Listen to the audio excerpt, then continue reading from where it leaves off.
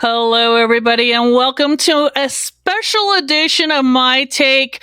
We are going to cover the recall process, the ins and outs, everything about the recall of Chairman, current council member Lloyd Goggles. And joining me today is Nicole Wagon. Hi, Nicole. How are you? We have Liz Hodge also on the panel today. Hey, Liz, how's it going? Good. Awesome. So let's go ahead and dive in because we kind of have a lot to cover. Like I said, this is a special My Take covering the Lloyd Goggles recall. I do not represent the tribes. I am exercising my individual sovereignty, and so are my guests today. We are exercising our freedom of speech, freedom of the press, and freedom of expression. Personal opinion versus defamation. Defamation is spreading false information, and today, when we talk about Mr. Lloyd Goggles, he has a black and white track record. So this is based off of facts today. Our discussion is based off of fact in black and white. Look it up for yourself, folks. Okay, so recall Lloyd Goggles. This is Mr. Goggles here. And we had on our past general council, we passed a resolution to have Mr. Lloyd Goggles recalled, and that passed. What do you think, ladies, think about that? The people have spoken, correct? Correct. Yes, they have.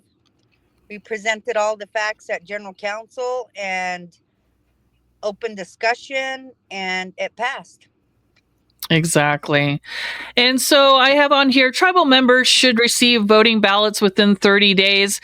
And we had a brief discussion before we sat down together. Do you think folks have to request those ballots, or are they just going to be sent out to out-of-staters? That was never made clear, with their posts about the election. That was never made clear, whether they're going to send them out automatically or if you have to call and request them. Yeah. So to be safe, I would call and request.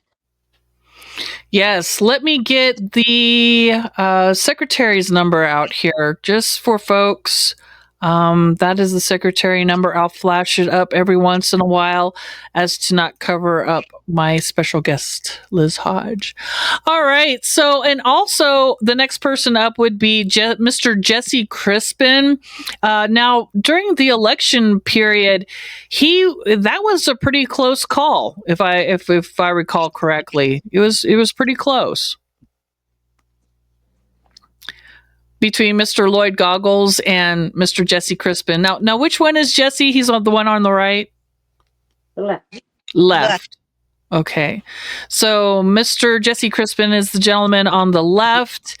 And if the recall does get through, then he will be the one taking Mr. Lloyd Goggles' position. What was the point spread? Was it like 11, 7? It was close. I don't recall exactly, but it was enough to make people think that consider bringing it up for discussion. Okay, so the Northern Arapaho tribe sent out the notice of recall on the 1st of December here. And I'm going to take this down for a second and actually bring up the whole document itself so we can get a really good look at it. Okay, so what they're doing is they're treating this as an election, like an election process. So the Northern Arapaho General Council has directed this recall election, which we voted on. We voted to recall Mr. Goggles. So they have decided to move forward with a recall election, even though we've already spoken. And so the recall election is governed by General Council, and it goes through the different things here as far as we have to have 30% of the eligible voters must participate. So if we don't get 30% of the voting populace, then this will not go through. So it's very important to get your hands on that ballot, correct? Correct. Yes. And so then it goes on here. Yes, let's be very clear about it. If you vote yes, it is a vote to recall. And if it's no, it's not to recall. So let's be very clear here, because there is confusion from time to time as to, is it yes, is it no? I'm not sure. So here, for the record, for the recall, please vote yes. And then we had an individual, we had a tribal member who actually got her ballot already. So this is what the ballot is going to look like. And it's pretty simple. It's either yes or no at the bottom, right? Mm-hmm. But we also have to have that notarized, correct? Correct. All right. So there, the process is pretty kind of complex, in that there's not a lot of communication going on. Do you have to call the Secretary's office to get your ballot? It's kind of like the first question, right? And then you have to wait for the ballot to come to your house. You vote on it. You go and get it notarized, and then you need to mail it back. And all of that cost is on you. Right. And a notary can get kind of pricey, right? And then if you really want your voice heard, you could overnight it or something, and then that adds extra expense to the tribal member. Mm-hmm. Yep. So it's all just really kind of adding up here, as far as I'm concerned. All right. So the recall election is to take place December 18th. Now, looking at the timeline. Okay, so the tribe put out the announcement about the ballots, or about the recall election, on the 1st of December, and now it's the recall election itself is going to be on the 18th of December. Not a lot of time. And this podcast is going to come out later on Sunday. So the next business day that folks can call the Secretary's office for a ballot is on the 8th of December. What do you think of that tight time frame? Again, breaking resolution, it says 30 days. The clock started ticking November 14th. Okay. So these election judges should know better. Mm-hmm. Mm-hmm. It looks and appears we have incompetent election judges. Yeah, exactly. Confusing. Nothing about this at this point. I mean, how many elections have we had? How many general, how is it still at this point there's this much confusion? I don't get it. Right. All right. So, and then the second issue that has kind of come to my attention is the election judges themselves. Okay. So these folks that are sitting in these election judges seats currently were not elected by the people. When we elected the new batch of election judges, they were put on the back burner and said, you have to wait until the next term or whatever. But we spoke. We want, the people have spoke. And so, in my opinion, my take, these people should be sitting in there overseeing this election recall. And also they have a felon, Lee Spoonhunter, on the committee, and that's a violation of their own process, correct? Yes. Correct. Yep. Because when they put out the application, when the NABC decided to be involved and not separate themselves from the election judges, they put out an application process. And in the application process, it states on there that you can't be a felon. So again, they went through all the applications, they picked these 5, and lo and behold, one of them's a felon. So breaking their own application, and then conflict of interest, where NABC shouldn't be involved picking the election judges because they're candidates. Yeah, that's an excellent point. And then in addition to that, one of the election judges is also related to Mr. Goggles. Am I correct in saying that? Yes. Yes, a sister. Okay. Yeah, that is definitely a conflict. So those two need to conflict themselves out. And if they don't, we have a problem, and we need to have due process and transparency in this. Yes. Well, I think the election judges, the appointed ones need to step down, because the general council did vote to seat 5 new election judges. Yeah, I totally agree. It seems like general counsel is just being kind of swiped to the side, and that is not the proper way of doing things. All right, so why recall Lloyd Goggles? Let's break it down a little bit. This slide here briefly goes over some of the talking points that we're going to go take a deeper dive into in the next couple of slides. But first and foremost, not upholding general counsel resolutions. And not just that, ladies. He sent out a public letter that was in the newspapers, published for the general public in Fremont County and all, basically whoever, stating it was a recommendation. Since when is a general council resolution that the people voted on and spoke on and made a decision on a recommendation? Slap in the face, right? Yeah, he also put on their mere opinions. Right, mere opinions. Mere opinions. It's like, no, we are actual votes. Exactly. Votes that passed and by the supreme governing body of the tribe. Exactly. So, and we'll dig into that a little bit deeper here. But not that we should have to have more points to kind of back up why this recall is taking place. But there's more. The attorney that we had directed him to let go has continued to get paid for a year. So now who's going to pay her wages back is the question that I have on here, and we'll discuss that.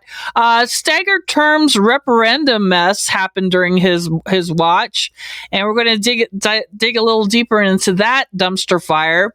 House Bill 83. Now, he should be recalled just on these individual talking points here. But we're honing in on definitely not holding up general council resolutions. And then finally, just as icing on the cake, cherry on top of your sundae, deducting tribal members' oil payments without consent. Okay, let's roll our sleeves up and get a little bit deeper. So the first one talking point was we had a petition for a resolution for the immediate termination for the Northern Arapaho in-house attorney Claire Johnson. That passed. Okay, the people spoke on it. Here's a picture of the resolution.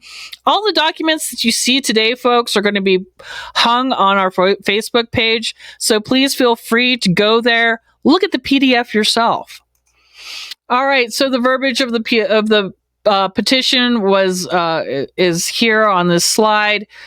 Basically, it's saying that we're requesting a special general counsel for the immediate termination of the Northern Arapaho Tribe's in-house attorneys Claire Johnson and Stephen Shed. There's nothing confusing about that, right? There's nothing.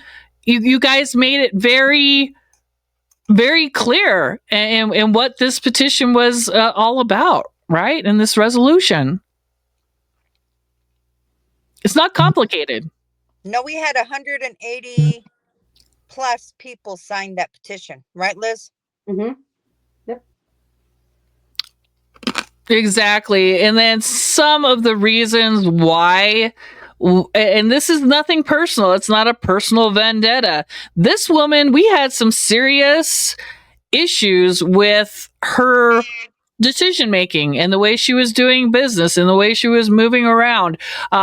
We had that they weren't even vetted. These two attorneys weren't even brought before general counsel for any kind of discussion or approval. She was filing pointless appeals against Merritt, and she was and losing. It's not that she was just that she was winning these appeals and work and on our behalf. She was losing. She was losing us money and kind of causing us to be an embarrassment, right? Mhm. And then as a non-tribal member, she placed an item on our agenda, on the general counsel agenda. Well, who does that? That's out of control. And that was she was the one who put the staggered terms situation on the agenda. As a non-tribal member, she's on the ICWA task force. I mean, the list goes on here. Caused the Natty to lose out on $29 million grant because she sat on her hands and didn't move on it. She sits in on meetings where it doesn't require an attorney for HR meetings, and then the tribe paid her bar fees in Wyoming, Colorado, New Mexico, Utah. And then she was always on the regular claiming an excess of 40 hours or more, clocking in that overtime. So what are your thoughts, ladies? It's a lot. I think it shows that she was in the best interest of herself. Mm-hmm. Yes. And the people didn't get to pick and choose. She was brought in by certain people. So they should know better. And for example, where she crossed the line with submitting the email, it was her email that she submitted to the general counsel chairman to submit staggered terms. And then when we called out NABC on it, they took the bullet for her and said that they gave her a directive. And I said, no, you should know better. She's not an enrolled member of the tribe. She cannot place any item on our general counsel. She's not an enrolled member of the tribe. So crossing boundaries of everything that she was involved in, speaks for itself. The 180 reasons why people signed that petition, shared a lot of information with Liz and I, and there were facts, and we brought forth the issues to general counsel, showing the facts, and it passed. It sure did. So, I mean, this is all a process. Nothing of this is willy-nilly. This is grassroots actions and discussions and decisions. Okay, so not upholding general counsel resolutions again. I want to bring up this actual letter that he posted. And I will hang it, but I just want to make sure that people get a good look at this letter. And I will hang it because it's just a slap in the face. And when is enough enough? People need especially the business council needs to understand that general counsel, we are the boss. We are the voice of the people. When are they going to get a clue? Well, for me, that's where it hit on dictatorship. No kings. You're the chairman of the tribe. And when you're coming into this elected position, you have to uphold the laws, whether you like it or not. And that was advised to me by many former NABC elected officials. Right, exactly. And I won't say their names, but when you have that kind of support from former NABC the elected officials talking to Liz and I, where's the petition? We're signing it. Right, Liz? Mm-hmm. Kind of sends a message. So, you know, we were the advice of former elected officials. Are we looking at this right? Are we reading this right? Please tell us, if we're wrong. And they said, no, you're absolutely right. When something becomes law, you have to uphold it, whether you like it or not. Yeah. So, That's very well. That's the bottom line right there. Bottom line. All right. So continuing the discussion. So with him not upholding those general council resolutions, and particularly this one with the in-house attorney, who should pay her wages back? I know, Liz, you had some good suggestions before we came on. Yeah, I believe that she should pay it back. We could sue her, and also it's everything that she's done is just wrong. Why hold on to your seat? We fired you in our general counsel, but yet your hold on the NABC allowed you to keep that position. That's just not right. So maybe we need to report that to the bar too. Not doing her job. Mm-hmm.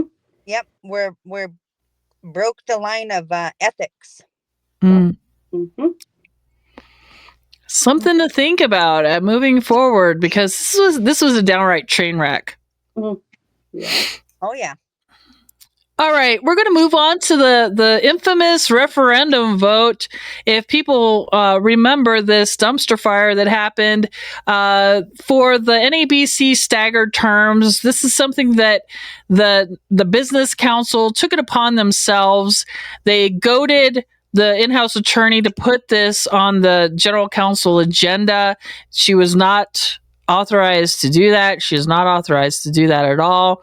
However, they did have a referendum vote, if you all remember, going to the polls, yes or no, and it did not pass. It was not successful. It was a waste of time, money, and energy. Yeah, well, right then and there, they broke the general counsel resolutions. That's what I was going to say. It was illegal.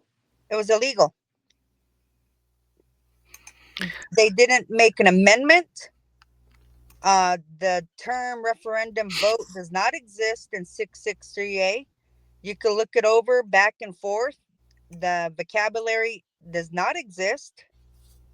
If they wanted to go that route, they should have met the judges, amended through general counsel, and proceed. But they bypass that, make up their own rules as they go along for their own ulterior motives of staggered terms. Yeah, that was self-serving. We had some business council members that did not want to leave their seat of power, and it was underhanded. There was something slimy afoot with that whole thing, and I think the people felt that as well, and that reflected in it not passing. Now, this was a very expensive exercise in debauchery and debauchling. So the whole process cost the tribes $37,677.75 just to waste our time and our money. It looks like, because you do a very good slide here in breaking it down, because they use tribal funds for stipends. The election judges were paid during that time. We had election clerks. We had security. It was treated just like a full-blown election. There were voting machines, postage, enrollment, payroll, just to carry out this action. And in the end, it was inappropriate for elected officials, and you call it an abuse of power and overstepping general counsel authority, which is, of course, the supreme governing authority of the Northern Arapaho tribe. So that was very well said, and a very good breakdown of why this was such an expensive mess. And this happened during Lloyd Goggles' tenure. He was chairman during this time. And I love your accountability solution. So you have proposed here the $37,677.75, divided up into 6 equal parts, right? And so that comes out to a tidy sum of $6,279.63 per council member. And the people who were sitting in those seats during this time was Lloyd Goggles, Teresa His Chase, Karen Returns to War, Lee Spoonhunter, Kim Harjo, and Keenan Grosbeck. Divvy it up, give them a bill, and we put that into a fund for our elders. I love it. Yep, that was my proposition. Makes sense to me. Well, you have so many tribes calling out their elected officials. They're putting them in jail. Yeah. They're removing them. I mean, all across the grid here, even our neighbors, people have had enough. Mm-hmm. So we need people that are going to serve the tribe, not self-serve themselves. Absolutely. Totally agree. So here we have some of the actual verbiage here. And again, I will hang this for people to look at their leisure. Basically going over the process. Is this 663A that we're looking at here? Yes. And then he violated these sections. Okay, cool. Got it. All right, so we're going to go ahead and move on to okay, here's another train wreck. The House Bill 83, which happened on Mr. Goggles' tenure under his watch, which is a tribal agreements to hunt and fish, and it totally undermined our tribal sovereignty. This was kind of a mess. I'm going to share some articles also on the Facebook page of how it started, in case people don't remember the whole situation. But this caused some serious issues on the reservation. I believe people were really protesting and up in arms about this. You want to talk about that, Liz? But I remember we were in an informational meeting, and it came up to us. It was brought to us. So we asked Lloyd, to his face right there in the meeting, what about this, Mr. Goggles? And he gets up and he said, well, I don't know how these rumors get started, but that's all it is. And so, within the next couple of days, there we have the Eastern Shoshone, protesting, and it takes the whole other tribes to come in and fight for our rights, for our sovereignty. Well, Mr. Goggles, he's still reading up. I don't know what's going on. So that's my take on it. Right, exactly. So this bill was initiated by the Eastern Shoshone tribe, and their council person at the time was John St. Clair. And so started the ball rolling on this. I understand that the Shoshones over at Fort Hall got wind of it, said, what the heck are you doing? And then the backpedaling started. And by that time, the ball was already rolling to the point that the legislation was there like, okay, we don't care if you back out, okay? And then John St. Clair went back and wrote a letter saying, hey, okay, whoa, we've thought about this. We don't want to do this anymore. And the legislation was running full bore. They were running towards the field goal with this. And then our leader at the time, Lloyd Goggles, was pretty much clueless and asleep at the wheel. And we almost lost a lot of sovereignty rights as far as the fishing and hunting laws that are currently in place that protect us. Just a real quick point about it. Also included gathering. Mm-hmm. You know, how many people go out and gather? You know, it's not just medicines, but choke cherries, all kind of stuff. Gathering. Yes. Yeah. Fishing. Yes, that's an excellent point. We dodged a bullet, and it took grassroots efforts to reel this back in, and only thanks to the initiatives and hard work of the people did this not pass. But we dodged a bullet on this one for sure, in my opinion. Both tribes. Yep. Yep, both tribes, absolutely. And we shouldn't have to do that, Oh, Lord have mercy.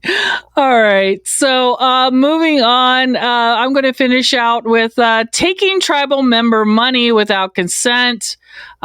This is in his own words. There will be a $350 payment in December. If there's any outstanding amount on the Little One loan side, the $50 will go to the Little One loans, and then the people will receive the $300 amount.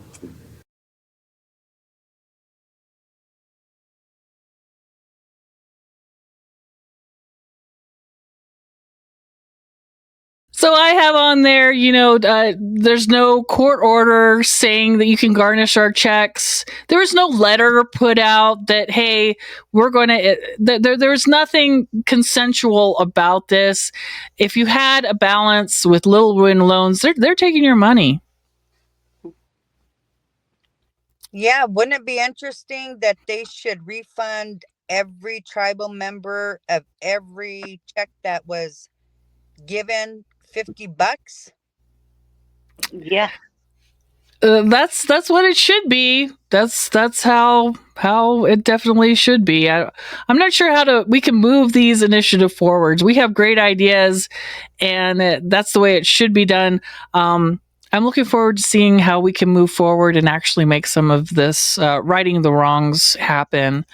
So my take, I'm going to withhold my comments. Let's round this out. Let's start with Liz Hodge. What are your final thoughts as we close? My final thoughts are, it's just straight up. We are the supreme governing body, and if you're not going to uphold our laws, our resolutions, you're a dictator. And with this election that they got going, I don't see anything good coming out of it. Hopefully it goes through, but there's too many issues. Not only with the election committee, but there's also the issue with the ballots. I still don't have mine because I'm not in state, and I did have to call. So I don't know. There's not enough information. Are they going to be sent out automatically? But the main point here is, fiduciary responsibilities, guys. Come on. Take care of us. Watch out for the best interest of every single tribal member. And most of all, uphold our resolutions, our laws. We are your boss. Excellent. I totally agree. Okay. Nicole, are you there? Do you want to give your final thoughts as we close out? Yes. I want to state that the former NABC chairman Goggles did not, I repeat, did not attend the last general council meeting, which was held on November 14th of 2025 at Great Plains Hall. That's where he was recalled. He is in current violation of his elected position according to 663A Part 3. E, has otherwise failed or neglected to adequately perform his or her duties as an official of the Northern Arapaho tribe. He didn't even show up to the meeting. I think actions speak for themselves. Okay, so we have a lame duck situation that also needs to happen. That's another reason for a justification for a recall. He's not participating. He's a lame duck. Well, he had an opportunity to speak for himself. He chose not to. At the prior general council, with the sanctions, of the conflict of interest, of the many issues that Mary Brown brought forth during his tenure, those were validated. That was passed. And again, he didn't speak. Mm-hmm. Many opportunities to speak and chose not to. Right. Exactly. Lame duck. Yep. Lame duck. Okay, so my final thoughts, my take, the recall process as it is flawed. Every ballot counts. Every voice matters.